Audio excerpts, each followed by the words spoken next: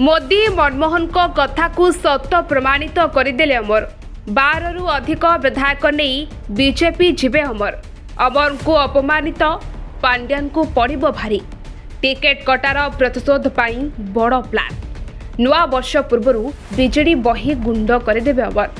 मोदी को स्वप्न को सत करेंगे अमर टिकेट कटार प्रतिशोध नेबा पाई बीजेपी सह बड़ प्लान करिसेंती अमर बीजेडी ना गाँ बुड़े देवा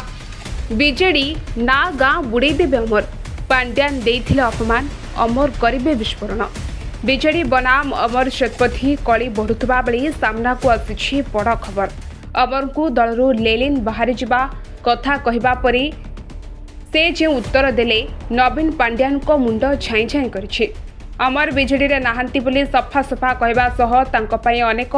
विकल्प थिबा कहिसंती अमर को कथा सुनी से बीजेपी जिबे बोली चर्चा होछि खाली से जिबे नाही बीजेडी 12 रु अधिक विधायकों को नहीं जिबे बोली चर्चा होछि नया वर्ष पूर्व बीजेडी रे विस्फोरण करेबे बोली चर्चा होछि बीजेडी 2024 निर्वाचन समय अमर को टिकेट काटी जो अपमान देइथिला एबे तार प्रतिशोध नेबे बोली कुहा जाउछि पूर्व मध्य बीजेपी सांसद सुकांत पाणिग्राही और राज्य सभापति मनमोहन सामल कहिथिले बीजेडी खूब शीघ्र खाली होइछिबो बीजेपी सह एकाधिक नेता जोगाजोग रे रछन्ती